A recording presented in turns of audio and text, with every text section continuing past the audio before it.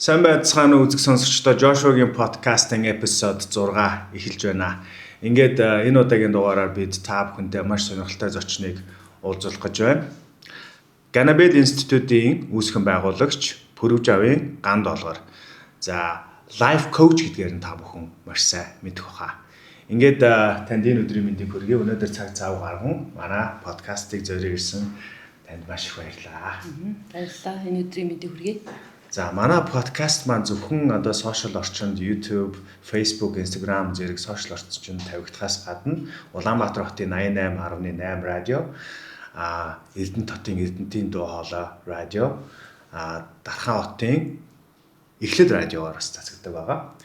За ингээд радио сонсож байгаа сонсогчдоо бас энэ өдрийн мэндийг хүргье.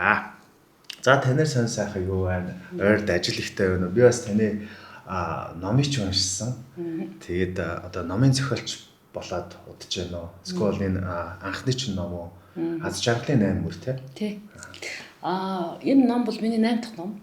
За тэгээд анх 37-т одоо анхныхаа номыг биччихсэн. Тэрнээс хойш ном бичгийн сайхныг мэдрээд ингээ явж байгаа. Тэр ном бол нөгөө оюуны өв болгож дараа үедээ үлдээдэг гайхамшигтай аргачлал л да. Тэгээ энэ одоо 100 юу хийж төвлөрсөн гэхээр нөгөө аз жаргалын 8 зам руу англи хэл рүү гаргаад Amazon дээр тавьсан. Тэгээ дэлхийн уимшигчдад хүргэх зорилготой тийм ажил хийлээ дээ. Гайхалтай. Энэ номны талаар хоёлаа подкастынхаа дундуур хэсгээс ярьж эхэлнэ. Ер нь тэгээд ямар ч номыг уншсан номынхын зохиолчийн талаар мэд хүсэл төрөөд байдаг штэ. Мэдчих юм бол баг ингээ номтой нь холиод ингээ нэг юм бүтэн нэг мэдрэмж авдаг. Тэр шиг таны хувийн талаас ч илүү их бас сонирхож байна л да. Та хаана төрсөн бэ? Ямар сургууль төгссөн бэ? Хичээлэн таны бэкграундыг сонирхох бол. За, Улаанбаатар хотын 1-р эмнэлэгт төрсөн. За, тэгээд 10 жил 51-р сургуулийг төгсөөд дараа нь Монгол Бизнес Дэд сургуулийн бакалаврын зэрэгтээ төгсөөд тэгээд Америкт мастера тэгээд аспирантур гээд нарийн мэргэжлийг дахиад Америкт суралцсан. Хүний нөөцийн менежментээр.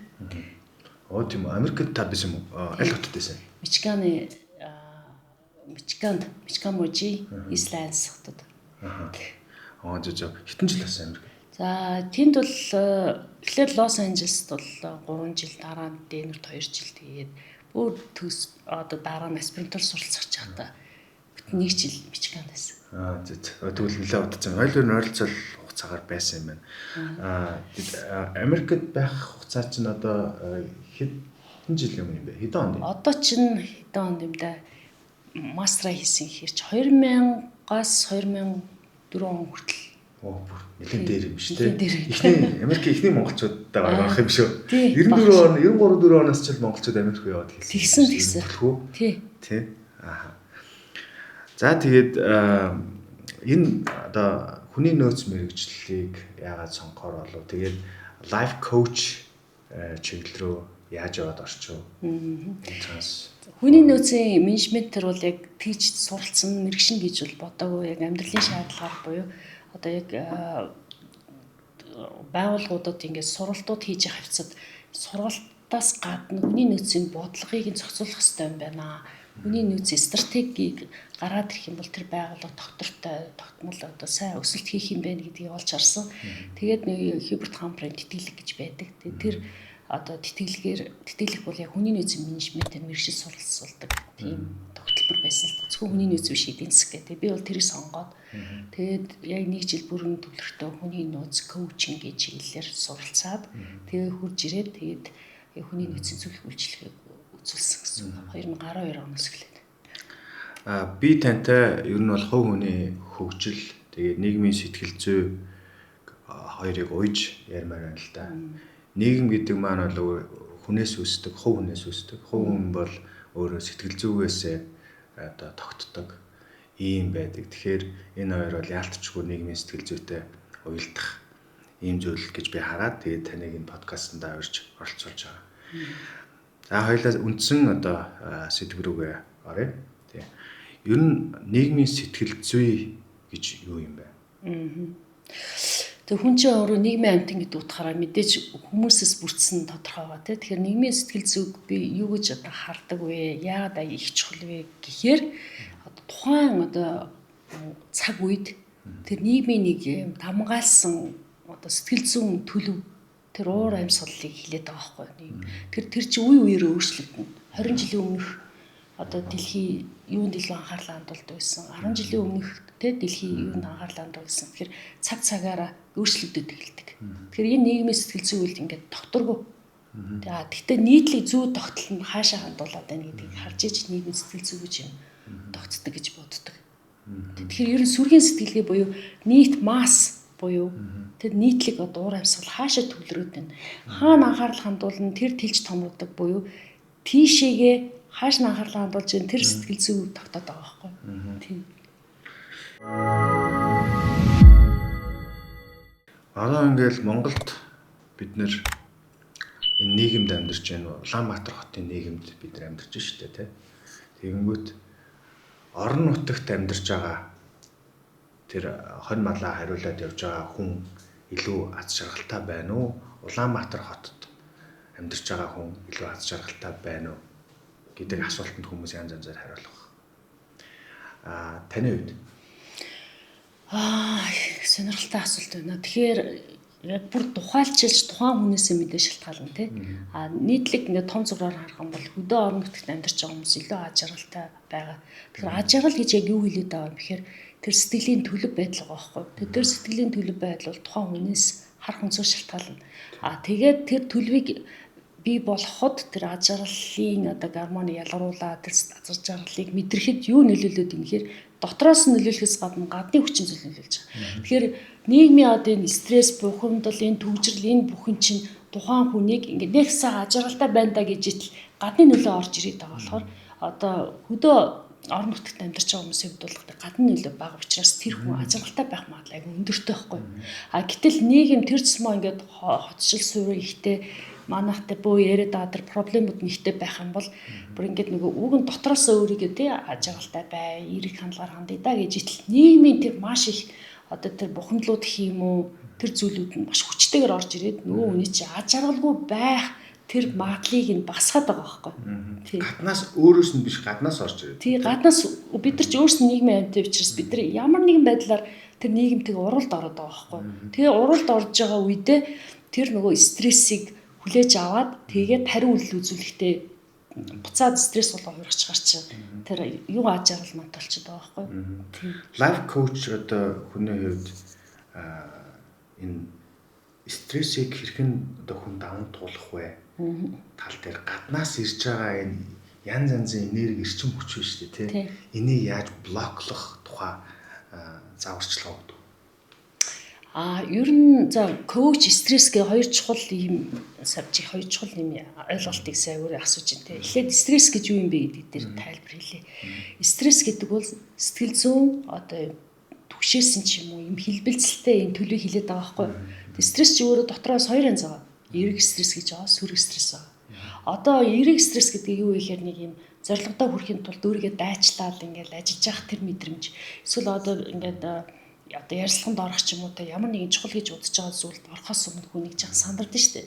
Гэтэл энэ стресс нь тийм сүрэг тийм нөлөө үзүүлэхгүй шүү дээ те. Ингээд өөрийг чинь догдлуулаад байгаа шүү дээ. Тэр нь бол эерэг стресс рүү орчдөг. Стресс гэхдээ автчихна гэсэн үг те. Автчихна гэхдээ тэр хэлбэлцлийг мэдэрч байгаа байхгүй. Тэгээ тэр happy feeling чинь үнэн эерэг стресс шүү дээ те. Сүрэг стресс гэхээрээ өөрөх нь одоо нөгөө сэтгэлд нь нийцэхгүй байгаа. Тэр төлөвийг хилээд байгаа байхгүй. Одоо ингэж явж исэн чинь гинт хажуугаар маш ороод ирэнгүүт стресстэй байгаа байхгүй. Маш орж ирэл дөрвөн зөрчил ороод ирэнгүүт нөгөө уур хилэн чинь гарч ирээд тэгээ нэг хүний стресс төлөд байгаа байхгүй. Тэгэхээр стресс гэдэг бол тэр хэлбэлцлийг хилээд байгаа. Хүний зам төлөвийн хэлбэлцлийг. Коуч хүн зорилготойгоор тэр хүний стрессийг тайлах бол зорилго бол аюу жижигхэн зорилго болчиход байгаа байхгүй. Коуч хүн юу хэлдэг вэ гэхээр хийдэг вэ гэхээр тэр хүнийг аз жаргалтай, амжилттай зорилгодоо хүрэхэд нь тусалдаг тийм чиглүүлэгч хүн байхгүй. Тэгээ аз жаргалтай амьдрахад тэр амжилтыг бүтээхэд нь зорилго руу хүрэх явцад тэр хүний араас нь татаад байгаа тэр муу зуршил, тэр стресстүүлээд байгаа тэр хандлагыг нь өөрчлөхөд нь тусалдаг хүн байхгүй. Тийм. Стресс дээр яг санал нийлж байна. Одоо жишээлбэл стресстэх бас гоё штэ. Одоо бид нэр анх уншиж сурах гэж тэгэл угаасаа тэ ямар ч сургууль сурсан тухайн таскын ард гарахт нь бид нэр стресстэй биз дээ. Өмнө шөнө суугаад маргааш өглөө шалгалт болох гээд байдаг тий. Яагаад чи юм бас явсаар байгаа тулчаад байдаг тий. Тэгэл тэрийг стресстэй хэл сурахад ч тий бид нэр стресстэй шүү дээ тий. Би яагаад энэгтэй ингээд өөрийгөө бүрэн ойлгуулж чадахгүй байх ч амар уур өрмөр юм байл шүү дээ. Ингээд гадаадд ажил хийжсэн хүмүүсээ сайн мэдэн дээ. Тэгээд ингээд нэг миний зүг байхад би тэрийгэ бүрэн ойлгуулж чадахгүй байхад нэг менежертэйгээ эрэлдчмээр байгаа байхгүй юм те. Тэр чинь стресстэй. Тэгэхээр сурахын ийм стресс байна те. Ажлын ийм стрессүүд байна. Тэгээд энийг даван туулчаар яг дараагийн шатыг ороод ингээд явдаг те. Энэ болохоор нөгөө эрэг стресс юм байна те. Сөрөг стресснээс гарах аргачлалууд гэж байдаг. Одоо жишээлбэл гүнзгий амьсгаа авах гэдэг юм уу? Богино хугацааны одоо яг одоо хэрэгжүүлж болох арга. Тэгээд эсвэл урт хугацаанд нэг иймэрхүү байвал зүгээр шүү. Энэ типүүдийг өгчүүл зүгээр шүү гэдэг нэг тийм байлгүй яах вэ? Тэгэхээр нөгөө стрессийг маш хурдан тухайн тэр стрессийг дор нь ингээ хуургах юм чадвар байна. Гэтэл стресс чинь бүр олон жил хуралцсан байгаа байхгүй. Тэр олон жил хуралцсан бүр далд ухамсарч шингэсэн зүйлийг үл нэг удаагийн ингээд те нүд ирэмхийн зурвал алга болохгүй. Тэгэхээр стрессийн түвшин чинь ингээд тэр хүний зан характер болоод шингэсэн бол тэр хүнтэй удаан ажиллаж ич тэр хүн өөрчлөх гэсэн. Тэрнээс биш ингээд хүнтэй хэрэлдэхээс байж чадаал одоос ингээд те ингээд уур нь ингээд хүрж байгаа яг тэр үед өөрийгөө хөндлөнгөөс ажиглаад хамгийн ихний арга бол нөгөө амьсгалаа авах. Эсвэл боломжтой бол гарч явж ингээд те ингээд офсод нэг 3 тайнаад ирэх. Эсвэл хүүхдүүд ус уух ч гэдэг юм уу те. Ийм аргууд байдаг. Эсвэл бодлоо хөндлөнгөөс өөрийг ингээ ажиглаад нөгөө нөхөр гаанал орч уурлаад байна шүү. За уураа барь шүү. Ганлороо гэд өөрийгөө уургалж авах тийм аргыг сураад авчихаар ууралж авах хэвчээ хүн яах вэ?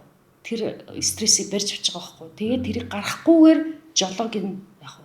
Бариад авчиж байгаа байхгүй. Дараа нь штэ уурлах шаардлагагүйгээр өөрийнхөө асуудлаа шийдчихэж байгаа байхгүй. Тэгэхээр ээж инхээр одоо ингээд бид нар ингээд нэг шин чадвар сурахын тулд ихэнд аяг хэцүү байдаг те. Дараа нь ингээд гарт орсоор аваа сүултээ бүр ингээд хурууныхаа үзүүр хийдэг үстэй. Яг түнтэй ижлэг стресстэй өдөртөн гэдэг бол ерөөсөө скил буюу чадвар байхгүй. Би ийм агуудыг ашигладаг шин. Заримдаа бол би ингээд сайн ингээд нааш ирчихсэн байхгүй. Тэгсэн чинь ингээд яах вэ? Тэр бол ингээд төвчрэл сайн амар байлаа шүү дээ те. Тэгсэн чинь би ингээд жоохон яг замын тэр хөдөлгөөнөөс шалтгаалаад бүдүүлэгдэх үе байдаг ч гэсэн санаандгүй байдлаар. Тэгээд ингээд нэгдүгээрийг нэр ингээд жоох эвгүй орцсон юм аа. Тэгсэн чинь ингээд хажуугаар ингээд нэг хоо олж орилсан байхгүй. Намайг орк гэж орилсан байхгүй. Би бүр ингээд оркороо дуудсан өнөөдөр. Тэгтээ би тэрийг ерөөсөө ингээд аваагүй яагаад тэр би тантай ажиллах хийх гэжсэн. Миний сэтгэл зүйн байдал доктортой байх хэрэгтэй. Тэгээд яг иймэрхүү тохиолдлуудад би ингээд шууд блокчтэй. Шууд тийм юм тохиолдоогүй бодчихдаг гэсэн үг. Nice. Тийм арга ашигладаг. Тэгээд бас нэг арга нь болохоор яг ингээд нэг юм ажил төрөлтэй холбоотой ч юм уу ингээд хүний амьдралд янз янз юм болно шүү дээ, тэ. Гэхдээ бид нар юуг дэнслэх гэдэг болохоор байдаг вэ гэхээр үнэн ч юм уу зөвийг дэнслэх гэдэг юм бэл. Тэгэнгүүт энэ миний зөв биш дээ гэж хараад тэгэнгүүтээ чи та гэж гээд байгаа байхгүй. Тэнгүүтээ би хугацаа өгчтэй. За, окей. Одоо заавал хариу өгөх шаардлагагүй. Маргааш үл. Тэнгүүд маргааш чинь шаал өөр би сэрж байгаа шүү дээ. Арай гоё олон цаг амарсан, энергийн түвшин тайвширсан. Арай өөрөлдсөн те тайвширсан. Тийм учраас тэр үеигээ жоохон тэр стресстэй байгаа тэр энергийг хүн рүү явуулахаас хариу өгөхөөс өмнө жоохон орхичих хэрэгтэй юм байна лээ. Цаг өгөөд өөртөө. Ийм арга ашигладаг. Амьсгаа авалт ч юм бас гэхдээ яг олон улсын бүр яг төгс арга юм билээ те гүнзгий амьсгаа авах те. Монгол та ийм судалгаанууд уншсан уу? Би сайн мэдгүй байгаа. Монгол хүний стрессний левел одоо тэр төвшин тэр гэж байдаг шүү дээ. Тэр нь ер нь ямар шүү гэдэг юм бол хэдэн хүний хэдэн стресстэй байна. Нэгдүгээрт, хоёрт аз жаргалын индексээр Монгол улс ер нь хаана явж байна? За тэр яг дэлхийн хэмжээний судалгаа гаргасан юм аа. Яг энэ аз жаргалын индексийг гаргадаг, дэлхийн эдийн засгийн формоос гаргадаг, дэлхийн эрүүл мэндийн төвөөс одоо тэ байгальгаас гаргадаг тийм индексийн судалгаанууд байт юм билээ.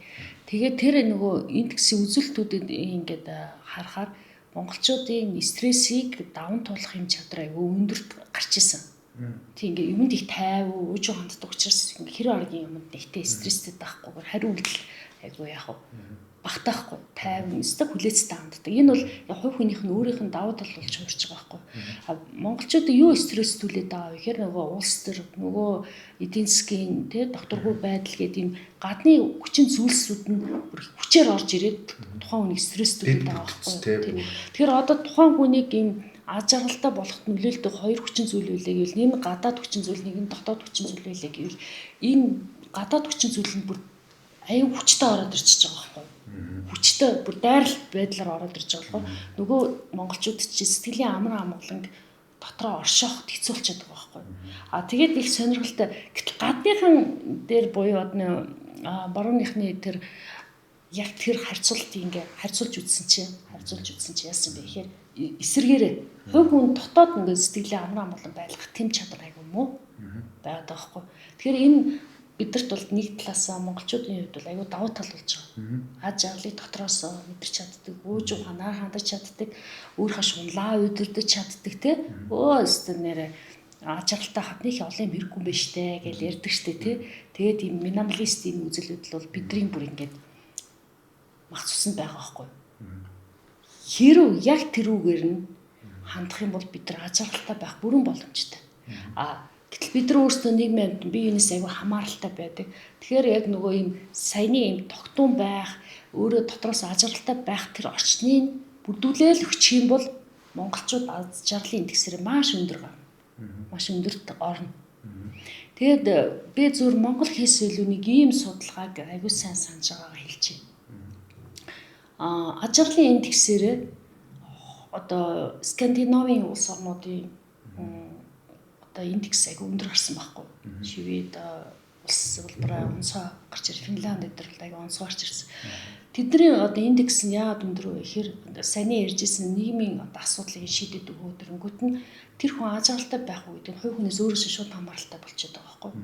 Тэгэхээр нийгмийн ингээд бүр юм минимум буюу ингээд шаардлагууд ингээд хангаад өгөхөөр нөгөө хүн чинь сэтгэл тайван болоод ирэнгүүт нөгөө одоо утга учиртай ажиллаа хийхтэй амьдралынхаа утга учирыг олоод нөгөө өөрийгөө зөв юм руугаа ингээд дуртай юмаа хийх тийм боломж ингээд бүрдээд хэлчихэж байгаа байхгүй. Эсвэргээрээ манад дээр тийм боломж байхгүй болохоор бид нар ингээд ийм survival instinct дээр байгаа байхгүй ингээд тий сайхан ингээд дивжиж томорч хөгжихийнхээ оронд яаж амьд байх вэ? Яаж эрүүл байх вэ? Яаж ингээд тий ийм утаагүй орчин байх уу гэдэг ийм анх шатны хэрэгцээг нь хангаж чадаагүйгээс болоод бидний бухимдуулаад байгаа байхгүй. Тэгэхдээ одоо ингээ бухимдуулаад байна гэд бид нар улс орноо хайж явах нь сутгахгүй байхгүй.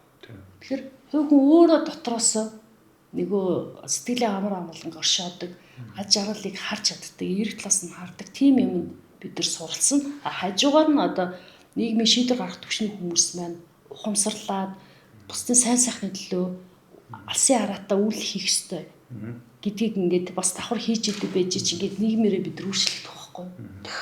Таны ярианд дундаас маш гоё нэг юм үнцэг гараад ирлээ. Аз жаргалыг харж чаддаг байх. Энэ л ер нь бол нэрээ бидрийг яг энэ дотроос гаргах хамгийн ихний үн төлбөргүй нэгш төгрөг зарцуулахгүйгээр гаргах арга. Тэ. Бид нар чи юм хүлээгээд байгаа шүү дээ. Бидний стресстүүлээд байгаа зүйл юу вэ гэхээр ер нь бол энэ дэд бүтцийн асуудууд л бидний стресстүүлээд байгаа шүү дээ. Нэг үгэлт одоо ямар ч төлөвлөлтөхгүй машина парклихээр зогсоол болтохгүй байна. Та сая ингээл зогсоол хайгаал явж гин тэ. Энэ төвчрэл гэдэг ч юм уу тэ. Энэ ойлгомжтой зүйлүүд байна. Бид нар зүгээр л амьдрмаар байгаа маш энгийн бид нар хүсэж байгаа. Зүгээр л амьдрчаа гэх. Гадаадд бид нар очиод стрессгүй амьдрчихдээ шүү дээ. 50 хэзээ монголчууд гадаад очиод стресстэй орж чалаад балаар айц. Тийм байхгүй шүү. Бид нар ч харин тэр гоё ингээд гоо зүй гэж байт юм билээ. Хотын гоо зүй. Бид нар юм далд ухамсараараа мэдэрч идэг. Гоё байгааг нэг анзаараад дээдэгч хүмүүстээ цаанаа мэдрээд идэг. Бүх юм эмх цэгцтэй байх. Ногоон байгууламж дөвлчин бүх юм нэг юм тодорхой жоохон зай талбайтаа тий жоохон юм Америкт чи ингээд юмнууд нэг юм том байдаг шүү дээ. Нэг том зогсоолтой, нэг том дэлгүүрч байж байгаа шүү дээ. Нэг бүх юм том дөрвөлжин ийм шабаалцсан юм байхгүй гайгүй тий. Яг гоо том Нью-Йорк ч гэх юм уу том хотууд мэдээж байгаа. Гэхдээ ерөнхийд нь харах юм бол ийм айгуу тийм юу юм шамбаалцсан биш дээ. Тий. Тэгвэл бид нэр ийм энэ хотод арай л шамбаалдаж амьдраад байна л да. Тэгэхээр тэр бол нэг хотын дэд бүтц бидрийг бол стресстүүлээд байгаа. Тэгэхээр эндээс гарах бүр хамгийн нэгдүгээр яг одооноос хэрэгжүүлж болох арга бол бид нэр аз жаргалыг анзаарч тий харж сурах. Тэгээд бүх зүйлүүдээс стресстүүлээд байгаа энэ зүйлүүдийг тодорхой хэмжээнд бас тархиндаа блок хийх тий ийм байдлаар бол бид нэр аз жаргалыг яг одооноос мэдэрч болох юм байна шүү маа. За тэгээд аз жаргалыг хэмждэг багж гэж одоогоор хүн төрөлхтөнд зохион бүтээгдэг байна тий. Таны бинд чинь ингээд даралтыг чи хэмжиж байгаа юм шиг аз жаргалыг хэмждэг багж гэж байхгүй зү. Тэгэхээр бид нар зөвхөн судалгаагаар л авч үзэж штэ тий. Монгол улс ер нь хаана явж идэм бол олон улсын судалгаанд тэрийг харж ирсэн хэр би зөв нь аз жаргалтай холбоотой нэг үлгэр хэлмээр санагдчихлаа. Нөгөө ер нь эртний урдын цагт тийм ээ хүн болгон аз жаргалтай амьдардаг байж л тий. Тэгээд аз жаргалтай амьдрахын хажуугаар хүмүүс аз жаргалтай ташаараад ингээд ёс зүйн үйлдэлүүд гаргаад ингээд тий ингээд бусад хүмүүсээ одоо ингээд гомдоодог ч юм уу тий ийм зохисгүй үйлдэлүүд гаргаад хэлсэн чинь бурхад ингэж хэлсэн мэт байхгүй юу. Зэ энэ хүн төрөлхтөн чинь ингээд аз жаргалаа мэдрэхгүй бүр тий давлын зан гаргаад байна. Энэ аз жаргал гэдэг юм нууч хийгээд. Тэгээд нөгөө хэд ч хоорондоо харилцаж байгаа байхгүй аз жаргалыг ин хаа нуух уу. Уулын ойроо дээр нууч хий гэсэн. Нөгөө хэд чинь дээшээ химлаа дээр хүртэл гарчдээ юм чинь. Тэд нар очиол авчихна. Тэг 70 яруулын бүр гүнд нууч гэсэн. Нөгөө хэд чинь шумбаал очиол авчихна. Ерөөсө хаа байсан газар ерөөсө хайгаал олчноо гэд. Тэгсэн чинь нэг нутгийн нэг мэрэгэн хүн хэлсэн мэт байхгүй. Би та нарт найдвартай газар олж чадахгүй, найдвартай газар олж өгье. Тэг юу гэж хэлсэн гэж байна. Ямар газар гэж байна. Би сая та өмнө харилцсан болохоор би тэндээс яах гээд байна. За. Хүний дотор. Яг үнэ. Тэгээ нөгөө тэр хүний сэтгэлд нь уучгаа. Тэгэх юм бол гоо хизээч болохгүй гэдэг. Наа чи ямар зөв философи те. Гой философи. Тэгээ яаж юм хэр одоо нөгөө хүмүүс чи ингээ хайж явсан гадагшаагаа л хайгаа яваад байхгүй нөө аз жаргалыг тэр ингүүл гоё болчихно. Энэ ингүүл тэг чинь гэдэг ингээ бодоод өгдөг. Гэтэл the happiness буюу аз жаргал гэдэг чинь state of mind гэдэг англи үг гэдэг штеп. Таны сэтгэл зүйн төлөөс бүх юм чанар болно. Таны бодлын чанараас та аз жаргалтай байх уугүй гэдгийг шийдэгдэнэ. Тэгэхээр нөгөө гадагшаа ингэж өнгөж эргэн тойрон харах биш доторлуугаа ингээ өнгөгээ харах юм бол таны аз жаргал чинь таны хүлээгээл байж идэг. Тэгэхээр яг энийг л хүмүүс ингээ хэлчих юм бол хүн үүрэх байгаа газараа тэр хүн гадаадд байна уу, гоё орчинд байна уу, үйл харгалзаа тэр хөдөө нутагт байна уу, тэ гэр хороолт байна уу, хотын төвд байна уу, тэр Шангрилагийн тэр орой дээр байна уу, үйл харгалзаа хүн аз жаргалтай байж чадна. Тэгтээ тийм болохын тулд өөртөө дадал болгож хөвшүүлж чадах юм бол хүн бол аз жаргалтай байна гэсэн. Яг саний аз жаргалын индекстэй холбоотой бол би яг одоо сүүл үеийн мэдээлэлтэй танилцааг болохоор яг одоо хэлж байна. Таны аз жаргалын 8 зам мөр гэдэг ном байдаг шүү дээ. Тэгээ би тэр номыг бас харж ирсэн. Энэ номон дээр зовлонг жаргалд урвуулах аргачлалын талаар байдаг шүү дээ. Тэр саний яриатай ч юм яг ингээд юу хагаад огтлцоод ингээд ирж ийн л та. Тэгэхээр энэ талаараа ярьж ер нь хүн зовлонг яаж аз жаргал руу урвуулах боломжтой байдаг. Би нэг бас бодит кейс хэлж өгье. Намайг нөгөө нилээд нэг ажиллаж байхад манай нэг компани үүсгэн байгуулагчид хоёулаа Харвард их суралт төгссөн аягүй мундаг залуучд байсан. Тэгэхээр би нэг 20 эдтэй манай тэр захирлууд 40 орчим насны ээж өсөжсэн настай байсан л та. Тэгэхээр манайх бол үнэхээр сайвсан маркетинг зартан тулталны нэг 2 жил ажиллаж байжсэн чинь эргэлтийн хөрөнгийн одоо нөгөө юунд ороод дутагдaltaд ч юм уу орсон юм да. Тэгээ маш сайн маркетинг хийгээд маш одоо тийм үлгэр жишээ гэх юм уу нэр хүндтэй тийм брендийг 2хан жилийн хугацаанд бий болгоцсон байжсэн чинь яг ингэ нэмэлт хөрөнгө оруулалт авч чадаагүйгээс болоод яасан хэрэг үе талгаа байх шаардлагатай болчихж байгаа юм. Дампуурл зарлж гэсэн үг байна. Тэгсэн чинь манай хоёр захирал хоёулаа бүр ингэ нэгэнд ханаа түрээ олон хоногор ажилдаа ирч чадахгүй бүр сэтгэл санааны готролд орсон байгаа байхгүй юу. Тэгээ бид нар бүх нөгөө ажилчтай уулзаад тэгээ би нэг юм менежер ажил хийж ирсэн. Тэгээ менежерийн удирдах түвшний бүх хүмүүсийг дуудаад хурал хийгээд одоо ингээд манай байгууллагын нөхцөл байдалд орчлоо гэдгсэн чинь байгаа нь бүр алийг яг үхтэл болсон юм шиг царайтайсан байхгүй. Манай хоёр захир нөгөөдгөө бүр ханаад хүрсэн ялста хоолоо моолохоор нэгэн орооцсон. Тэгээд албан ёсны одоо хурлаа хийгээд дуусгасны дараа би хэлсэн байхгүй. Та хоёр айгуу зовлон дунсан байна уу гэдгсэн чинь тийм амар хэцүү байна станараа ингээ бодолтой бидний бүтээж исэн юм гэдгсэн чинь би тэгж асууж исэн байхгүй юу. Та одоо үр хүүхдүүд чинь сайн уу? Сайн тий. Америк хүмүүс үстэй. Америк хүмүүс, соёлоо Америк хүмүүс. За ингээд бүгднгийгсэн чинь бүх юм окей. Тэгээ нөгөө хэд чинь хаус маус бүх юм байгаа. Өөрийнх нь хувийн эд хөрөнгөнд нь халдаагүй шүү дээ. Одоо ХХК чинь тий. Тэр компанийнхаа зүйлс хариуцлага хүлээж байгаа юм чинь. Тэгэнгүүт нь та хоёр чинь зүгээр компанид л дампуурсан болохоос ш та хоёр ч айгүй ажралтай юм биш үү? Та хоёрын нөхцөл байдал бол Монголтой харьцуулах юм бол та хоёр бол Монголын хамгийн одоо баячуудын тий нэг болохоор тийм одоо төлөвтэй байгаа юм биш үү гэд би хэлжсэн чинь нөгөө хоёр ч би энэ рүү харсан. Нэрээ тийм юм биш үү? Бид хоёр зүгээр л бид хоёрын ажилласан компанид дампуурсан болохоос шүүр өчнөө боломж байгаа юм биш үү? Би 90 сар бол байна. Үр хүүхдүүд маань өсөж чинь хажуудаад нөгөө стан Porsche байж гин тий. Тэгээд нөгөө 2 3 давхар хаус нь байж бүх юм байгаа байхгүй. Тэгсэн хэрнээ бүр баг зовлон дунсан байсан. Тэгээ би тэр үед чинь нөгөө миний зүр өнцгөөс энэ хүмүүс айгүй аж аргалтай амьдарч итэл ягаад энийг зовлон болгож хараад байгаа юм болоо гэж зүгээр юм сониуучхан. Тийм. Асуулт байна. Тэр хоёрыг ингэ эргүүлсэн байхгүй. Тэгэхээр нөхцөл байдал бол яаж ч ирсэн хүн тэр зовлон жаргал болгож чаддаг. Асуудал байвал тэрийг шийдэл болгож чаддаг. Саад бэрхшээл байвал тэрийг боломж болгож хардаг. Тэр ухаан, тэр хандлага бол тухайн хүнээс шууд өөрөөс нь хамааралтай юм байна.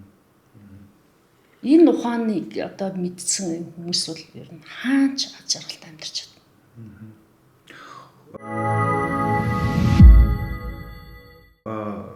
Хөрөнгө мөнгө одоо capital бидний аз жаргалд нөлөөлөх үү? Аа. За наадах дээр ч харинстай судалгаа хийсэн. Тэгээд судалгаагаа ч гэсэн ном дээр оруулсан. За тэр судалгаа нь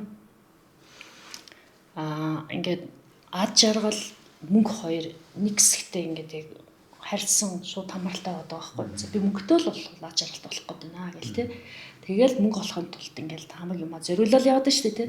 Тэгсэн чинь тодорхой хэмжээний одоо жилийнх нь орлого нь тийм ээ ингээд тодорхой хэмжээнд хүрээд тэгээд цаашаага ингээ орлого нэмэгдэх тусам уг нь нөгөө аз жаргалын түвшин чинь хамтдаа нэмэгдэх ёстой шүү дээ тийм. Гэсэн чинь үгүй байхгүй. Аз жаргалынхаа нөгөө түвшин тэр мөнгө санхүүгийн одоо түвшин нэмэгдэх тусам өсөх ёстой байж тэл тэндээ доор үлдсэн байхгүй. Тэгэхээр юу илэрхийлээд байна нэхэр тэр хоёр тодорхой хэмжээнд шууд хамааралтай юм байна.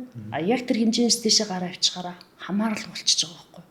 Тэгээ энэ юу илэрхийлээд байна нэхэр өөрийнхөө хэрэгцээг хангах хэмжээний мөнгөтэй болсон бол тэр хүнийг аж аргалтай байх үгүй юу гэдгийг мөнгө шийдэхгүй гэсэн тийм судалгаа. Тэрийг бүр 50 жилийн хугацаанд хийсэн Харвардын маш алдартай судалгаа байхгүй. Тэ? Нэг 20-тоос эхлээл 20, 30, 40, 50 бүр 70 хүртэл тэр хүмүүсийг судлаад явуулсан байгаа байхгүй. Тэгээд тэр цалингийнх нь тэр одоо нөгөө төвшин нь аж аргалтай юм идэхстэй нэг харилцаа уялдаа холбооны юм байна гэдэг гараад ирсэн. Зөвхөн нэг судалгаа биш. Би бас хит хитэн судалгаануудыг үзэхэд дандаа тийм үзүүлэлтүүд гаргаж ирж байгаа байхгүй. Тэгэхээр бидний ингээд анхдагч хэрэгцээ хангагдаад ирэх юм бол мөнгнөөс хамааралгүйгээр эд материалаас, капиталаас хамааралгүйгээр хүн аж аргалтай байх бүрэн боломжтой. Тийм. Үзэгчдээ ингэж хэлж чинь гэж би ойлгож байна. Тодорхой хэмжээнд өөрийнхөө ийм хэрэглээнүүдийг анхдагч болон амьдралын хэрэглээнүүдийг хангах хэмжээнд мөнгөтэй байх ёстой. Ааха тий. Мөнгө байх чинь зовлонтой шүү дээ. Ааха. Хэцүү шүү дээ, тий. Тэгээ өвдчөөд идэг.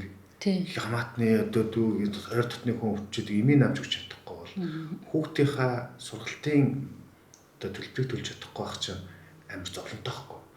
Энэ хэрэгцээнүүдийг хангацсан байхыг хэлж байна, тийм үү? Хангацсны дараах одоо тэр зураасыг давсны дараах тийм тэр их мөнгө аз жаргалтай байх тэр үндсийг бол бүх тэр шаардлага шалтгауудыг бол хангахгүй байна гэж Ойлголоо. Зөв. Зөв. Тэгээд ингээд санхүүгийн эрхчлөөнд одоо хүрнгээ яриад байгаа шүү дээ. Тэр санхүүгийн эрхчлөөнд хүрсэн хүмүүс чинь би 1000 баян болоод ад жаргал яг миний одоо тий баян болсон шиг тийм төвшөнд хүрч чаддгүй юм байна гэдгийг ойлгоод ирэхэд харамсалтай дэндүү их цаг хугацааг зарцуулсан байдаг байхгүй юу? Тэгэхээр тэрийг биш заавал тэгж одоо хөгшөрсөн хойноо насалсан хойноо ойлгох албагүй. Тэрийг эрт ойлгоод залуугаас ойлгочих юм бол шунахгүйгээр жаргаж амьдарч болох байх. Тийм. Би яг наадахтай шин бол санал нэг би Америкт байхдаа ингээл нөгөө угаасаа л Америкт бид нэр хар ажлыг оюутан тий 21 мэгтэлсэн бохгүй юу. Тэгээ тэр үед ингээл нэг охинтой иргэдэг байлаа. Тэгээд бид хоёр нөгөө охин маань нөгөө хомсонд ажилладаг. Би нэг жолооч хийдэг. Тэгэл нөгөө лимузин компани жолооч хийдэг. Тэгээд бид хоёр би орой очиод ажиллаад харахаар нь очиод аавна. Тэгэл хоёлаа хажуугаар сурдаг. Хоёр ядарсан юм. Амар ядардаг те бүр. Тэгээд ингээ бүр амар ядарсан. Тэгэл гэтээ бид хоёр амар азшилтай байсан. Ер нь тэр жилүүдэд тэр үе амьдралын тэр гоё дурсамжтай те. Тэгээд ингээд нэг юм инээдтэй машинтай маш инээдтэй машинтай. Тэгээд гарцсан дээр зогсож байгаа байхгүй хараад хоолоо игээд хийж идээд гоё кино үзээ. Тэгээд ингээд цаан хонгорхоо. Тэгээд би тэр ингээд би бинийхээ гараг барьсан. Тэгээд үнсч үнсдэг шүү дээ нэг залуу хасууд тий. Тэгээд ингээд хажуугаас нэг хүн хараад байгаа мэдрэмж байдаг та нэг ингээд байж хат. Тэгээд ингээд хардаг байхгүй. Тэгсэн чинь амар лаг машин үнтэй машин хоёр шар. Ингээд яг юм дөрүүнүүд ингээд өөдөөсөө мөргөлддөг байхгүй шилжсэн. Тэгээд дүг дүг гэдэг яг нэг хэд секунд ингээд гаццсан заяа. Тэр хоёр болохоор яг тэр өдөр би маргалтцсан байсан гэж ойлгосон. Нэг юм уур амьсгал нэг л биш нэг юм шарууд чинь нэг юм яагаад байгаа царайн дээрээ бүр нэг мэдэгддэг дээ уурлахаараа тэрийг хайд хийж чаддгүй те. Тэр хоёр хэрэлдсэн байсан баг уулзсан байсан. Эсвэл уур амьсгал жоохон тийм байсан баг. Бид хоёр ингээд тэгээд бид хоёрыг юу гэж тэр хоёр харж ирсэн бэ гэхээр ямар гоё юм бэ гэж харж ирсэн. Харцыг тэр юм чи мэдэрсэн. Бид хоёр энэ хоёр чинь ямар бохомдоо байгаа юм дээ гэдэг ямар эмгтээгээс нь би шууд нэг юм гунигтай ч юм шиг зүйл мэдэрсэн. Тэгээд ингээ явсан. Тэгээд би тэнд юу гэж бодож ирсэн бэ? Ер нь тэгээд нэг тийм битээ нэгдүгээр залуу хүн байна. Тэгээд эй төрөн гэдэг юм чинь бас тийм ч хүн дадсаал авчирдаг юм байна дөө. Тэгээд угаасаа л тэгдэж штэ. Тэгээд нэг амар гоё машиныг харж байгаа занжаагаад аваад уншингууд нэг хэдэн өдөр гоё хийж байгаа. Тэгээд дараа нэг харахад нэг шорон дарагдчихж байгаа нэг яг л өмнөх машинтай нэг адилхан филинг өгöd байдаг шүү дээ. Тэр шиг тэгээд аз жаргал бол тийм зөвхөн мөнгнөөс капитализмаас шалтгааллахгүй юм байна гэж ойлголоо санал нэг байна. За ингээд эрхэм мөндөд үзэгч сонсогчдоо Жошуагийн подкаст үргэлжилж байна. Энэ удаагийн манай спонсор UBX Electronics ажиллаж байгаа. За ингээд бид бүхний ард байгаа. Энэхүү энийг бол та бүхэн телевизээр гэж харж байгаа. Энэ бол ухаалаг самбар. Ер нь бол дэлхийн нийтээрээ шохон самбараас ухаалаг самбар руу шилжиж байгаа энэ үед та бүхэн энэ UBX Electronics-ийн санал болгож байгаа ухаалаг самбарыг сонирхож үзээрэй. Албан ёсны эрхтэйгээр Монголд борлуулж байгаа юм байлээ. Чанартай, найдвартай, хамгийн гол нь буу хойцсон буцах хаягтай ийм газраас нь ухаалаг самбарыг аваад та бүхэн сургалтын байгууллага за мөн одоо бизнесийн байгууллагууд офис дээрээ тавьж бүтээмжээ нэмэгдүүлээрэ. Энэ бол зөвхөн цаг хугацааны л асуудал танд хэрэгтэй. Яг одоо таны өрсөлдөгч ухаалаг самбар дээр ажиллаж байгаа юм байлээ шүү. Дэлхийн нийтээр шохон самбараас ухаалаг самбар руу шилжиж байна. Жирийн та бүхэнд хамгийн сүүлийн үеийн ухаалаг самбарыг танилцуулъя. Окей? Та нар энийг зөвхөн самбар гэж бодоод байгаа мó? Энэ чинь самбар, проектор, компьютер, телевизэр гэд маш олон төрлөөр ашиглаж болно. Ер нь томруулсан гар утас гэж бодчих. Ингээд бодохоор ухаалаг самбар чи өөрөө ухаалаг худалдаа болт байхгүй юу? Сонсдоо металлаар хийсэн маш бат бөх фреймтэй. 4 мм-ийн зузаантай дэлгэцийн хамгаалалтай. Үйлдвэрлэлийн систем нь үнэхээр амархан юм байна. Би бараг 2 минутын дотор сурчлаа. Дэлгэцээ 4 хуваана. Дөрвөлээ зэрэг ажиллах боломжтой. 23 зэрэг мэдрэн. Ингэж. Android үйлдвэрийн системтэй болохоор та бүхэн YouTube, Netflix гээд бүх төрлийн аппликейшныг татаад ашиглах боломжтой. Нэрээ Windows үйлдвэрийн системтэй гэж мэдсэн үү? Компьютерийн бүх үйлдэлийг гүйцэтгэх боломжтой. Бүх төрлийн оролттой, хүссэн телевизийн сувгаа үзэх боломжтой. Хамгийн гол нь найдвартай, баталгаатай, албан ёсны эрхтэй газраас авахыг зөвлөж байна. Бүтэн жилийн баталгаатай эвдрэл гэмтэл гарах юм бол арыг чинь 100% даана. Окей? Bye bye. За ингээд эрхэм хүнд үзэгч сонсогчдоо Жошуагийн подкаст үргэлжилж байна. Ингээд бидний подкастын 2 дугаар хэсэг эхэлж байна. За өөрийгөө олно гэж юу хэлдэг юм бол хүн өөрийгөө яаж олд юм? За би энэ асуулт эргээд өөрөөс ч асууя. Чи өөрийгөө олсон уу? Би олж яваа л гэж бодож байгаа. Тэгээд ер нь 100% өөрийгөө олно гэж байхгүй. Тийм. Яагаад тэгэхээр би өнөөдөр 100% өөрийгөө олцсон байна гэж бодлоо шүү дээ. Тэгсэн чинь 5 жилийн дараа миний энэ 100% чинь 100% биш гэдгийг би ойлгох магадaltaй юм билээ л дээ.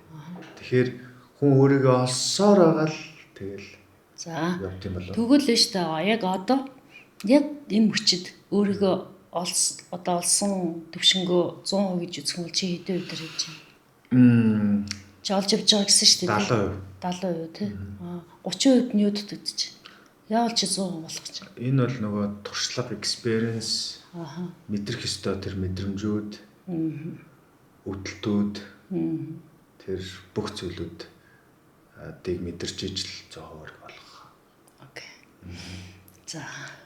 Ер нь хүн өөрийгөө олно гэхээр Бурханаас ирсэн бэлгээ ойлгоцсон тэр үед хүн өөрийгөө олсон гэж ярьдаг. Хүн өөрийгөө олно гэдэг маань ерөөсөө би юуны төлөнд амьдарч байгаа юм бэ гэдэг нэг философи асуулт байгаа шүү дээ. Яг гэж би энд одоо тий яг энэ төрлийг аваад яг энэ 21-р зууны яг энэ хүчит ингээд төрөөд ингээд амьдарч байгаа юм бэ гэдгийг өөрөөсөө асуухаар хариулт нь гарч ирдэг. Тэгэхээр өөрийгөө одоо би одоо 20 жилийн өмнө өөрийн чинь асуултанд хариулсан бол өөрийгөө олно гэж юу вэ гэж асуувал би юу ч хариулах байсан бэ гэхээр юу дуртай юу дургуугаа мэддэг өөрийнхөө давуу тал сул талаа мэддэг байх юм бол өөрийгөө олцсон гэж үзнэ. Одоо би өөр төвшөнд ингээ хариулж болж байгаа байхгүй юу болж байгаа гэхээр юуны төлөө би амьдрах ёстой юм бэ гэж утгаа ойлгоод би бусдад юу өгөх вэ гэдэг сэтгэлийг ойлгоцсон байх юм бол хүн болгонд өгөх юм байдаг. Юугаараа дамжуулж би бусдад одоо өгөх юм бэ? Миний амьдралын утга учир юу юм бэ гэдэг асуултанд хариулсан бол өөрийгөө олцсон гэсэн үг байхгүй. Тэгэхээр хүн бол олоо явж идэг гэдэг нь юу илэрхийлээд байхаар наасаа ахих тусам ингээд цаг явах тусам өөрийгөө улам олох тусам бусдад юу өгөх вэ гэдэг тэр одоо асуултын хариултыг олцсон. Тэрнээсээ ингээд enjoy аваад тэрнээсээ таашаал аваад ингээд улам ингээд дэлгэрч цэцгэлж явж идэг. Тэгэхээр хүн өөрийгөө хизээ олох вэ гэдэг асуулт гарч. Хизээ олд юм бэ? Хэдийд ч олж магадгүй. Бүр 4-5 настайгаас ч олсон хүмүүс байдаг. Оюутан багтаа ч олсон хүмүүс байж идэг. Зарим нь бүр ингээд баг өөхийнхээ өмнө олцсон хүмүүс байж идэг. Олоогүй тэгээд бас энэ амьдралыг тий дуусгадаг ч хүмүүс байдаг.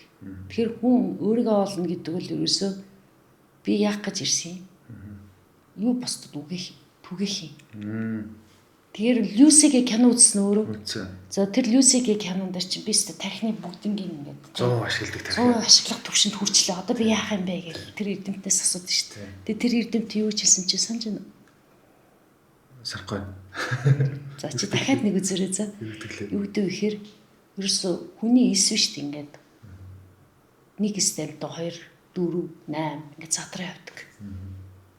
Тэгэхээр бид нар байна шүү дээ. Өгөх гэж л ирсэн гэж хэлдэг байхгүй. Өгөх гэж ирсэн. Өгөх гэж.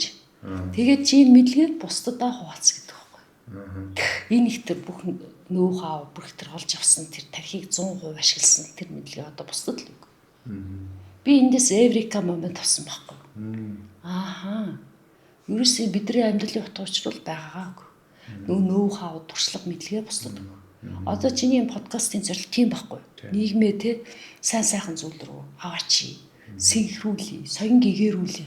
Энд чинь бусдад өгч байгаа нэг том бэлэг байна. Би тавчган дээр өглөө босоод арай утга учиртай тавчган дээр гიშгдэг. Тийм энэ подкастыг хийж байгаараа энэ подкаст хийх маань өөрөө зөвхөн яг одоо энэ нэг бичих биш таныг олох. Тэгээд энэ нийгмийнхаа энэ асуултуудыг бэлтгэхийн тулд тодорхой хэмжээ судалгаа явуулж байна те. Тэгээд нийгмээ таньж мэдэх, хувь хүнийг нь таньж мэдэх гэдэг юм. Энэ бүх мэдээлэл датануудыг мэдж авах нь бас надад амар утга учир өгöd байгаа байхгүй. Яг үндсэн зорилго нь бол ерөөсөө л яг нийгмийг өөрсөнд нь ингээд харуулад ингээ өгчийг толинд ингээ харуулж байгаа юм шиг. Тэр нь л одоо миний амьдралын хамгийн том утга учир болчиход байна л да. Би бол чамайг юу гэж харсан гэж өөрийгөө олцсон залуу юм байна гэдгийг зөв мэдэрсэн байхгүй. Яагаад гэх юм бол одоо өнөөдрийн энэ подкастаар бол чи намайг бусдад харуулах нь чухал биш. Надаар дамжуулж миний олж авсан туршлага мэдлэгээр дамжуулж нийгэмд мессеж өгөх. Тэрнээс ухаарл аваад ахаа гэдэг момент тийштэй. Энэ л ахгүй. Яг гэрлийн насаач байгаа. Нэг ч ихсэн хүнийг байвал тийм. Ер нь ингээд ном бичгээд байна шүү дээ. Нэг хүн уншаал амьдралаа өөрчилчихлээвэл болоо. Ерөөсө шунах хэрэггүй. Тийм. Ерөөсө тэгж л одоо чиний подкастыг чи хоёрын подкастын нэвтрүүлгийг үзэл нэг нь гэрлэн асаад нэрээ тийм юм биш үү? Гисэн мэдрэмж байхад зорил болчих. Бүхэл бүтэн нэг хүн шүү дээ. Бүхэл бүтэн нэг амьдрал амар том тоо. Гайхав. Бүхэл бүтэн хүнтэй тийм агуу ертөнцтэй нэг хүн гэдэг бол маш том тоо шүү. Хоёулаа ном гэснээс ном руу орчих. За би таны номыг уншаад таныг жоохон буддист талдаа болов шашинлаг юм болов буддизмын философиг сонирхдаг юм болов судалдаг юм болов гэж ойлгосон байхгүй. За би нэг судлаач үзэсгээс харах бол яг шарын шашин шүтдэггүй. Бурхан багшийн сургаал шинжлэх ухаан юм байна гэдэг судлаачийн одоо байр суурьаа сандаад бурхан багшийн сургаалыг амьдралынхаа мөрдлөг болгож явдаг.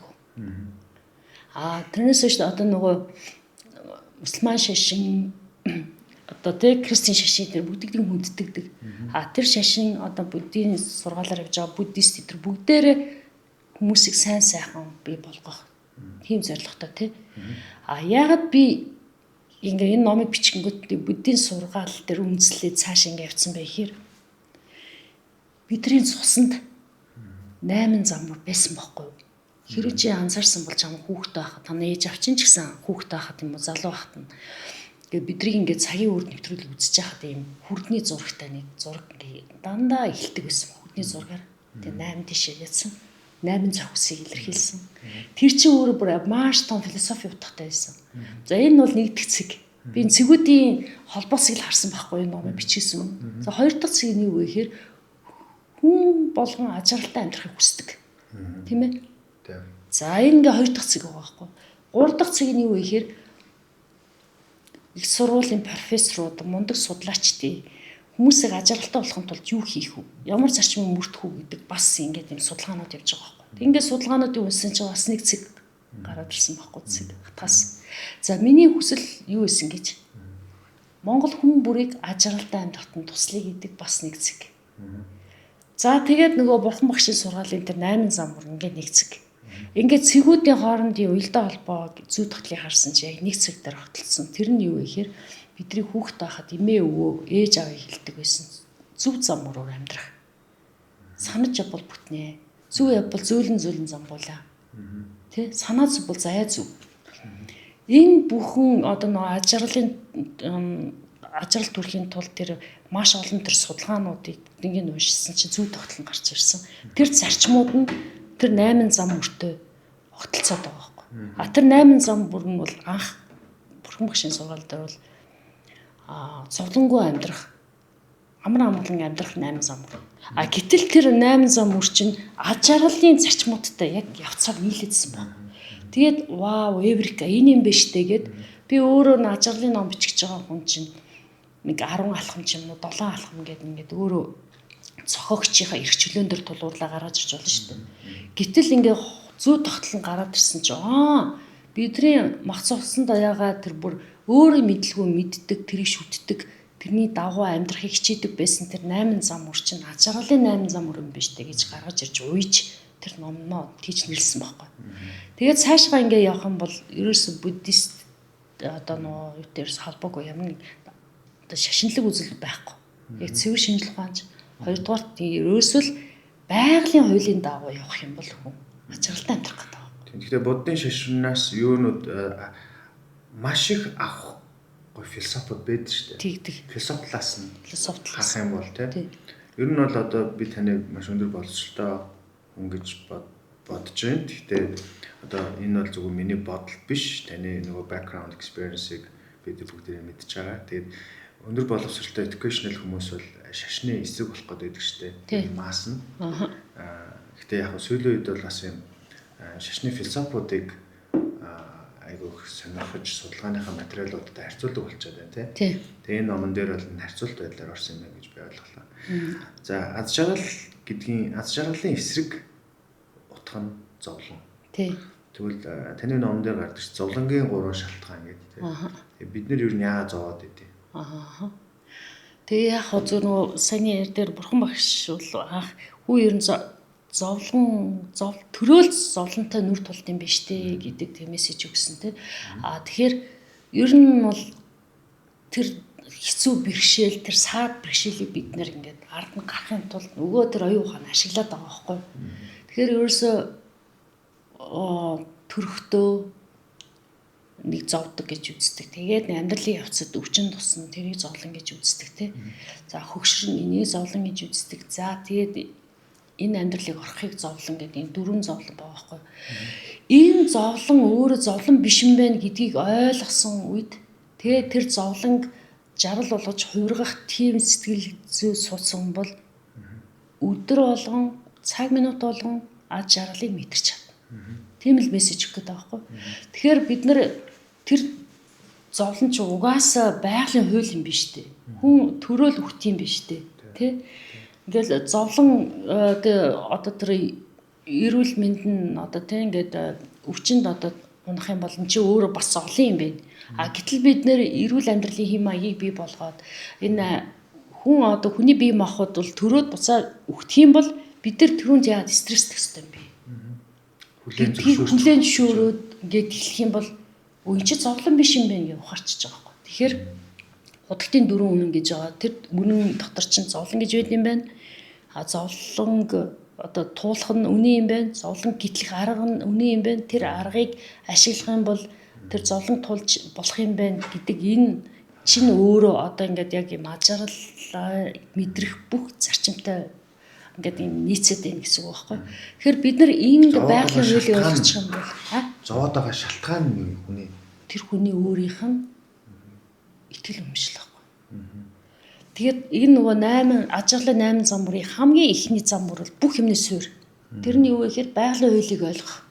Хэрэг бид нар биш үү тэр шалтгааныг мэдчих юм бол тэр нь дандаа байгалийн хууль байгаа байхгүй. Байгалийн хуулийг ойлгочих юм бол ерөөсөө стресстэй тах шаардлагагүй байна. Одоо манай Монгол улс одоо ингээд нийгмийн юм ингээл хэцүү бэрхшээлтэй инста ингээл бүх зүйлийг даван туулж шít. Бид нар энийг даван туулж ээж л аж аргал төрнө.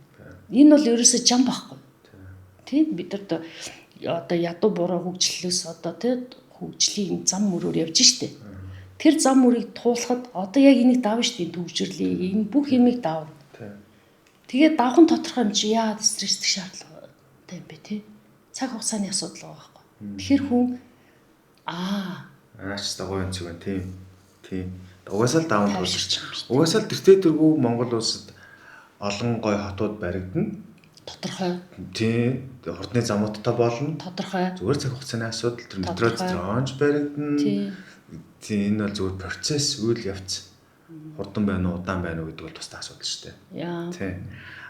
Тэгэд энэ нөгөө зовлонг нөгөө буцаад нөгөө асуулт руу орох юм байна л да. Зовлонг аз жаргалтай болгох, хувиргах тэр нэг процесс шүү дээ. Тийм. Арга байна шүү дээ. Тийм. Энийг л таны номноос уншиж ойлгох юм билээ. Тэгэхээр та бүхэнд үзэгч сонсогчдоо юу зөвлөх вэ? Аз жаргалын 8 зам мөр номыг M-book-с худалдаа аваад яг одоо уншаад үзэж болно шүү. Энэ аргачлалыг та бүхэн бас сураад авчаад бол гэмгүүл надад санагдсан. Тий. За бас таталцлын хуулийн талаар нэг утга санаа байсан. Аа тий.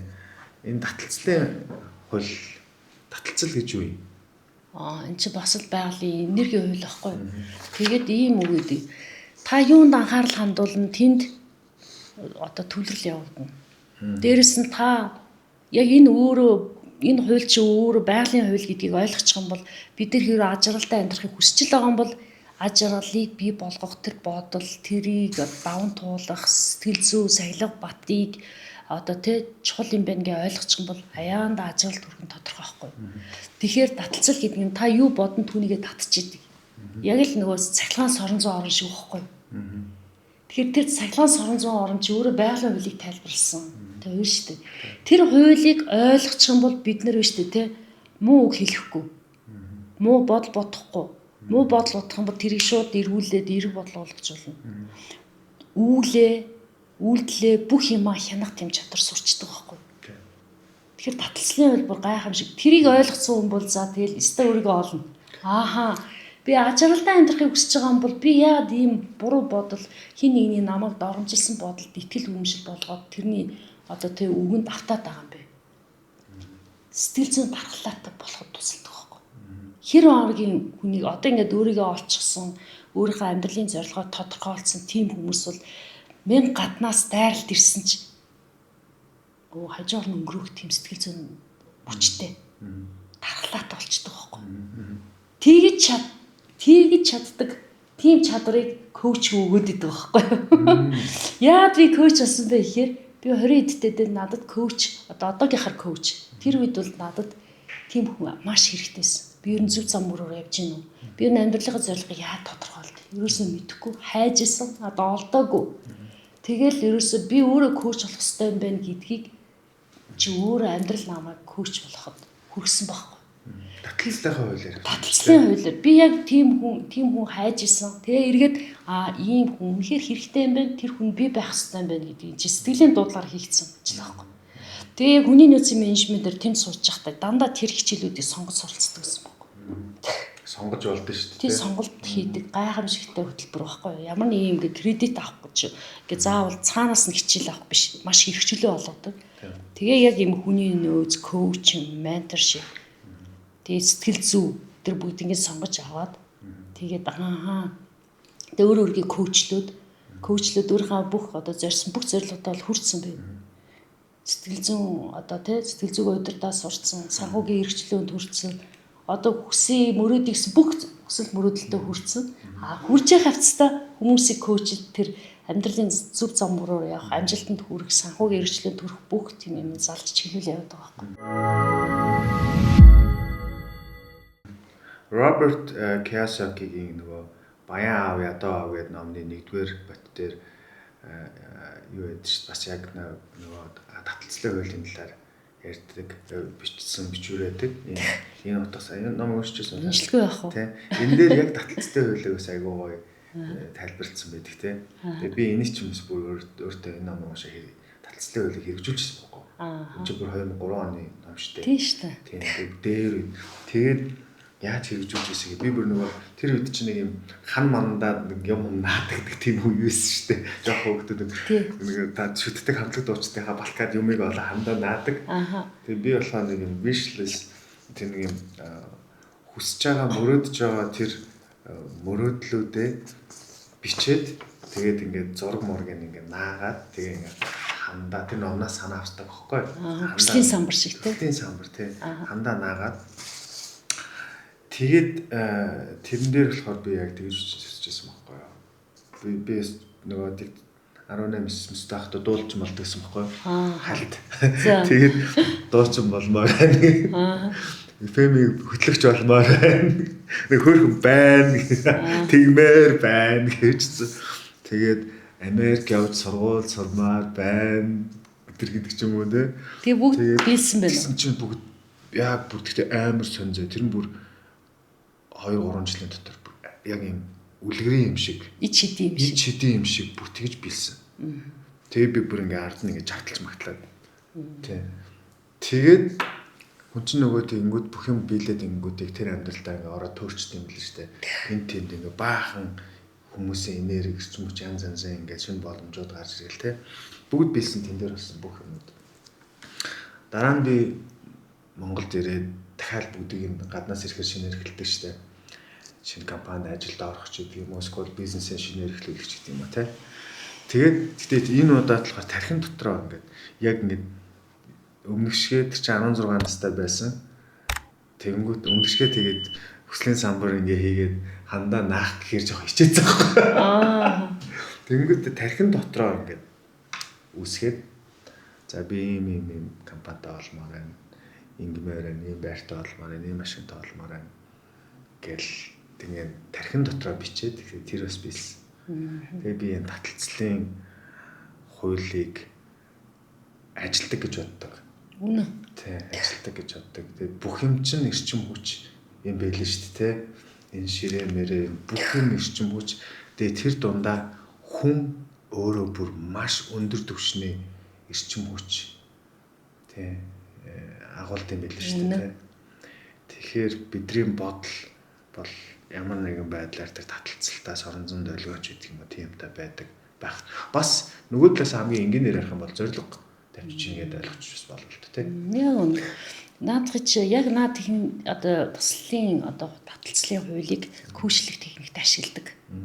Тэр хүмүүс одоо нөгөө хүслийн самбарыг хийлүүлнэ. Өөрийнхөө хамгийн сайн хуулийг болгож тунхаглал зохиолох нь, тунхлын өдөр болгон хийлүүлнэ. Хийж гэнэ үгүй юу санаа тавина. Өөрийнхөө хамгийн шилдэг, хамгийн төгс хувилбараа төсөөлөөд тэрийгэ болцсноор ингэж тунхаглан зарлаад тэгээ тунхаглал чинь өөрөө нь шүү дээ, тий. Тарин шиг хүчтэй, ерөөл шиг эрг утгатай байдаг байхгүй. Тэг хүн яг өөрийнхөө мөрөөдлийн амьдралаар амьдардаг. Би энэ таталцлын хуулийг зөвхөн өөрийнхөө амьдрал дээр хэрэгжүүлэхээс гадна көөчлөсөн бүх хүмүүстэй тэр аргачлалыг ашигласан. Үр дүн гайхамшигтай. Энэ сэтгэл зүйч коуч, лайф коуч хоёрын ялгааг тайлбарлаад өгөөч. Хоёулаа одоо зорилго нэгтэй. Тэр хүний одоо асуудлыг шийдэх юм зорилготой.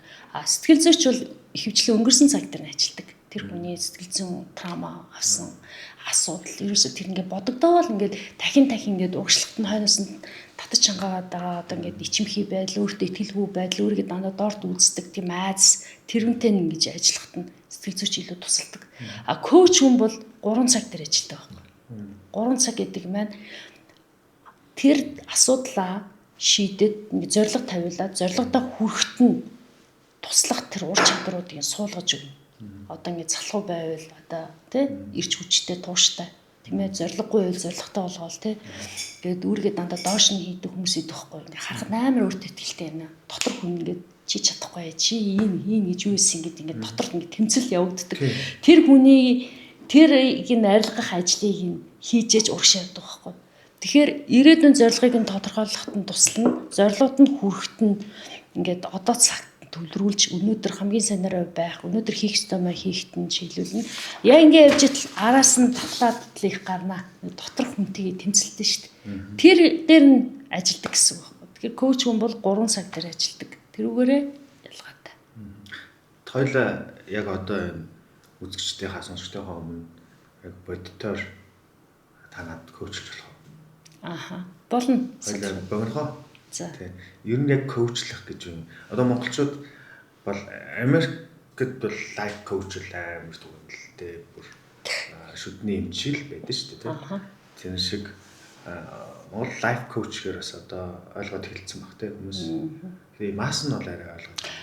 The Voice Mongolia юу? Тэр нэг шоунд дээр чи коуч тий. Тэгэл коучтойгоо уулзсан коучтой. Тэг коуч гэдэг үг тэндээс одоо Монголд хүмүүст ингээд хөвшил болж ирсэн. Тэрнээс биш монголоор бол хөтөж байхгүй амжилтын хөтөж. Тэгээд одоо коуч гэдэг үг монгол хэлэнд одоо ингээд энгийн тий инновац гэдэг шиг орж ирсэн байхгүй юу. Тий. Тэгэхээр одоо коучийн үн цэнийг бол ойлгож эхэлж байгаа юм дээр явж байгаа. Тэгээд бүр 10 жилийн өмнө 12 онд анх ингээд хүмүүсийг коучж чагаад нөгөө хүмүүс чинь би ганцаарчилсан сургалтанд явж байгаа гэж хүмүүст хэлдэгсэн байхгүй. Гэтэл нөгөө коуч, амжилтын коуч үйлчлэл авч байгаа гэдгээд тэр бүр ойлгохгүй. Гэхдээ ер нь ганцаарчилсан яг тухайн хүний асуудлыг шийдэх тэр чинь чи коучлж байгаа шүү дээ, тий. Тэгэж одоо ингээд амжилтын хөтөч коуч гэж явж байгаа. Одоо бол ингээд бараг хүн болгоо мэддэг болоод тархмал болж эхэлж байгаа. Тренд болж эхэлж байгаа. Дэлхийн нийтээр шохон самбраас ухаалаг самбар руу шилжиж байна. Жирийн та бүхэнд хамгийн сүүлийн үеийн ухаалаг самбарыг танилцуулъя. Окей? Та нар энийг зөвхөн самбар гэж бодоод байгаа мó? Энэ чинь самбар, проектор, компьютер, телевизэр гэд маш олон төрлөөр ашиглаж болно. Ер нь томруулсан гар утас гэж бодчих. Ингээд бодохоор ухаалаг самбар чи өөрөө ухаалаг худалдаа болт байхгүй юу? Сонсдоо металлаар хийсэн маш бат бөх фреймтэй. 4 мм-ийн зузаантай дэлгэцийн хамгаалалтай.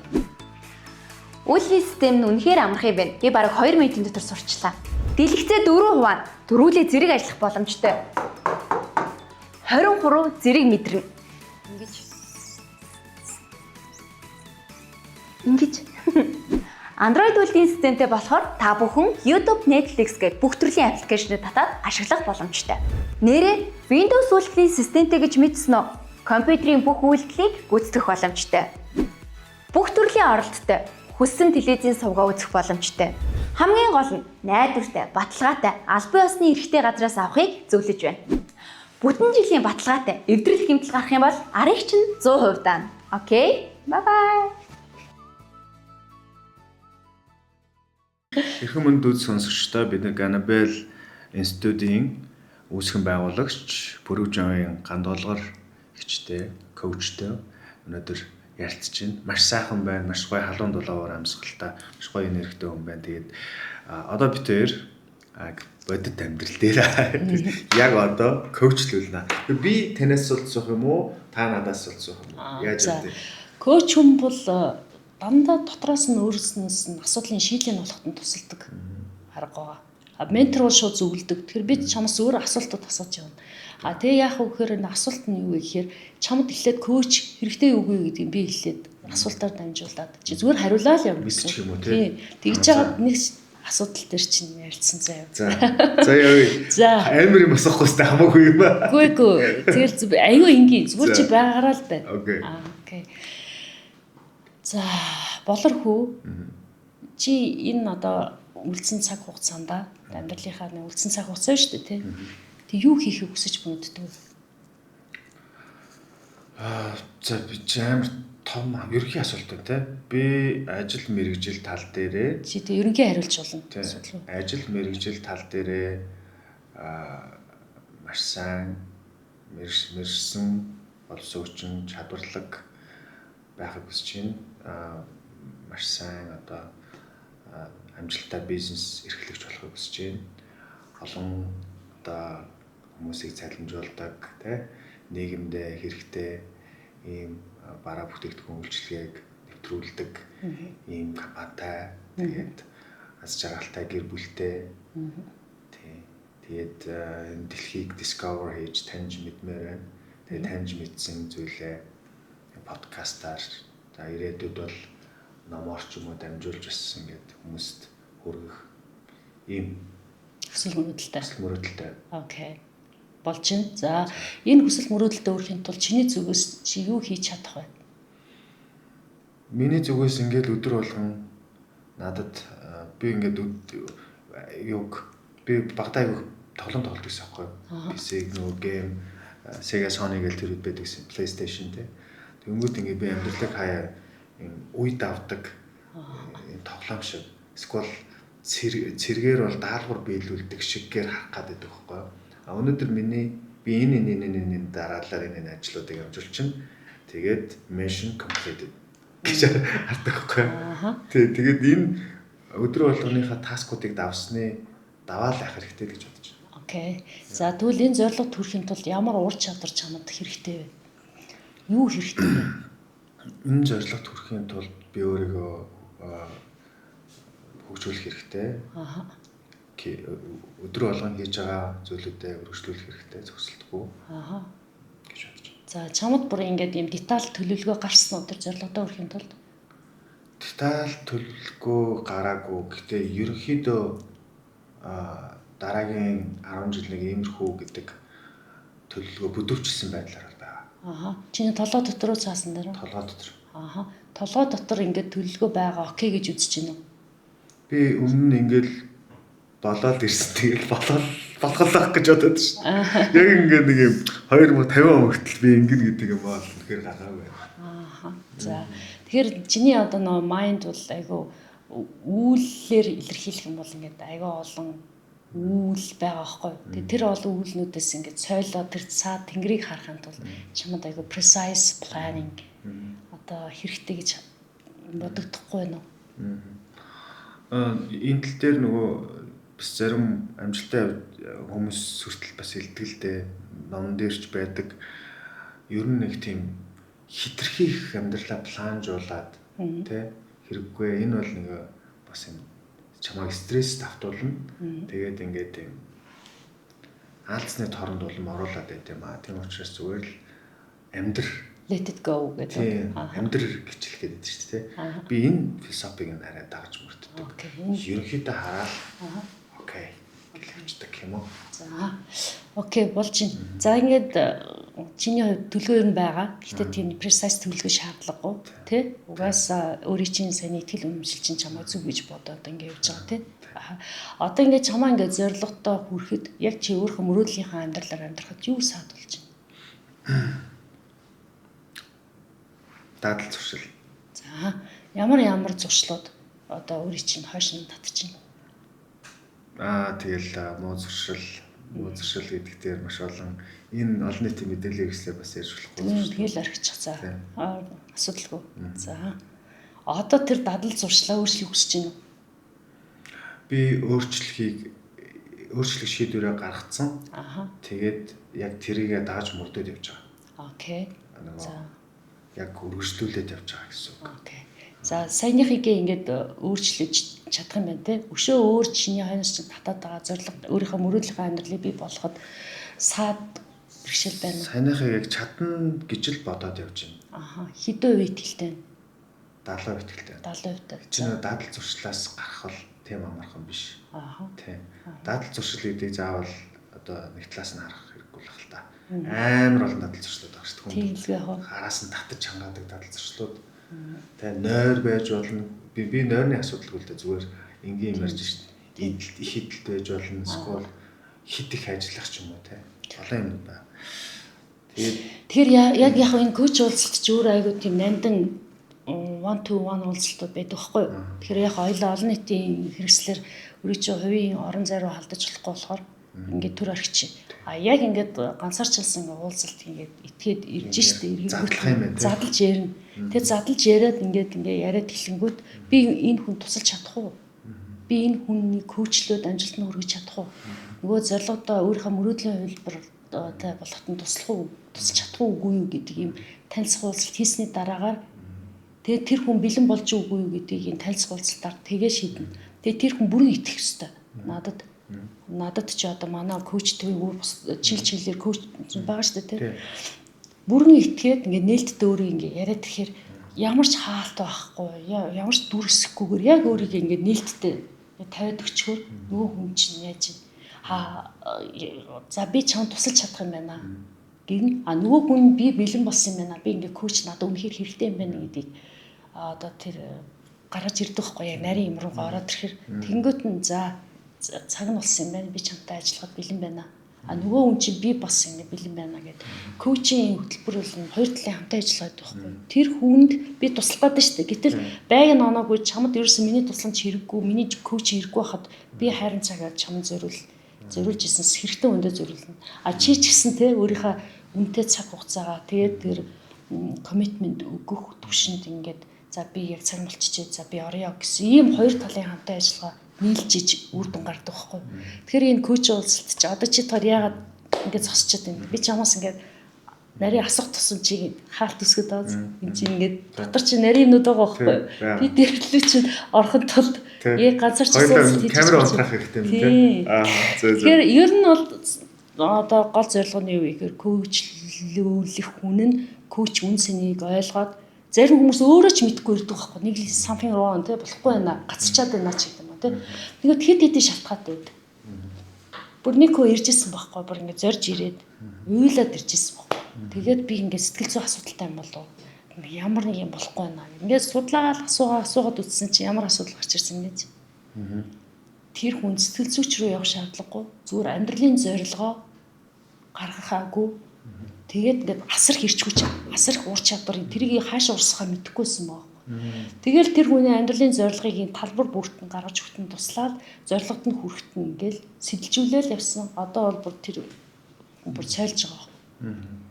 Тэгээ энэ коучуд чинь дотроо манайх айгүй олон янз юм байл шүү. Бизнес коуч гэж байж болно. Санхүүгийн коуч байна. Санхүүгийн байж болно. Лайф коуч гэдэг нь бол яг одоо битэрийн яриад энэ маань шүү. За тэгээд нэвтрүүлэг подкаст маань өндөрлөгт өгч байна. Таны номон дээр орсон. Тэгээ миний бас айгүй сонирхдаг нэг сэдв байдаг.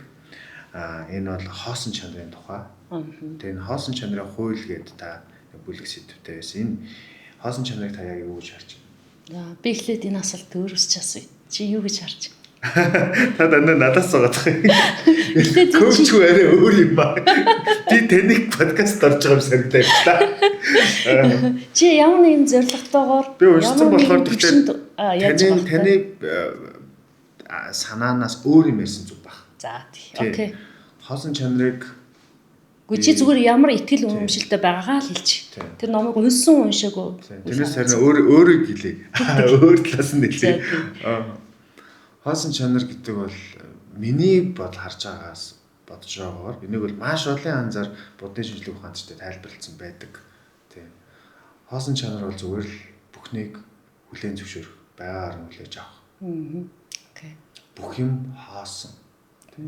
Бид нэр байхгүй ч гэж магадгүй. Тийм. Мянган жилийн дараа намайг байсан байгаагүй хинч мэдэхгүй. Тэгээд мянган жилийн дараа энэ ширээч байхгүй гэж магадгүй. Тэгвэл 10,000 жилийн дараа. Тэгвэл 100,000 жилийн дараа. Тэгэхээр ер нь бол бүхэл юм хоосон юм шүү. Тэгээд байхгүй юм шүү. Бид нар бараг л байхгүйтэй адилхан богинох насалдаг. Цаг хугацааг бодох юм бол тэгсэн чинь цаг хугацааг нь бодоод үзсэн чинь цаг хугацаа нь өөрөө энэ хурдтай харьцуулаад үзчих юм бол эвдэрчдэг. Гэл ингээд яваад байвал яваалах юм байл л дээ. Тэгэхээр тэр талаас нь л боддог да, ойлгодог да. Окей. Тэгээд нөгөө коуч юу гэж одоо ихтгэл үнэмшилтэй байдаг бөгөөд тэр аргыг ашигладаг гэхээр тэр хүн бүх асуудлын шийдэл нь байдаг гэж үздэг. Тэгэхээр чиний асуултын хариулт бүгд чиний дотор байгаа. Тэгэхээр одоо ингээ хоосон чанарыг яг одоо 25 оны 8 сарын яг энэ цаг хугацаанд чиний хоосон чанарын ойлголт юм байна тий. Хэсэг хугацааны дараа хоосон чанарыг харах үзэгч уламт хилээд эсвэл өөр хардаг бол гэсэн. Тэр хүн болгоны өөрийнх нь харж байгаа өнцөг бол яг тэр хүндээ хамгийн зөв байдаг. Таны номон дээр байгааг одоо хоёлаа хүмүүс нэг жоохон товч байдлаар танилцуулъя. Тэгээ хоосон чанар гэдэг чинь яг англиар emptiness гэдэг байгаа шүү дээ. Хохоос юу ч байхгүй юм шиг. Тэрийг хүмүүс бол насандаа мэдэрдэг. Бүх юм утгагүй болцсон тийм ингээд хамгийн хайртайг нас урцсан. Хамгийн хэцүү бэрхшээл тогтолтонгууд амьдрал юуны төлөө явж байгаа юм бэ гэдгийг бидрэх үед хоосон чанарыг мэдэрдэг. Тэгэхээр нөгөө өстө юуны төлөө амьдраад байгаа яг утгагүй болоод ирэнгүүт амьдралыг шал өөр өнцгөөс харж эхэлдэг болно. Тэгэхээр хоосон чанар бол нөгөө юм бит ертөнцид хоосон юм шиг гэрнэ бит бус ертөнцид дүүрэн чанартай байдаг. Нөгөө боломжит квант талбар буюу бүх юм боломжтой. Тэгээд нөгөө олон хэмжээс гэдэг буюу одоо болорхүү яг энэ мөчид ийм одоо амьдралын хэм маягтайсан бол шал өөр амьдралын хэм маягийг өөр нэг улс оронд тэ амьдрал өөр улс оронд өөр амьдралын хэм маягаар амьдарч байгааг үсэхгүй байхгүй. Тэгэхээр бид нар юу хүсэж байна яг тэрийг таталцлын хуулиар дамжуулж хоосон чанарыг дүүрэн чанартай болгож болно.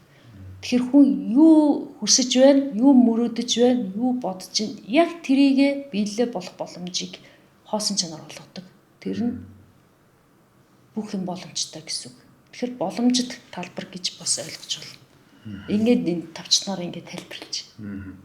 За ингээд тэрхэн мөндөд үзэгч сонсогчдоо манай лайф коуч андуулгаар ихчтэй маа та бүхэн Ganabel Institute дээр холбогдож бол мөн өөрийнх нь Facebook хаягаар холбогдох боломжтой. Тэгээд өөрийнхөө амьдралыг өөрчлөе, зоригтой том шийдвэр гаргая.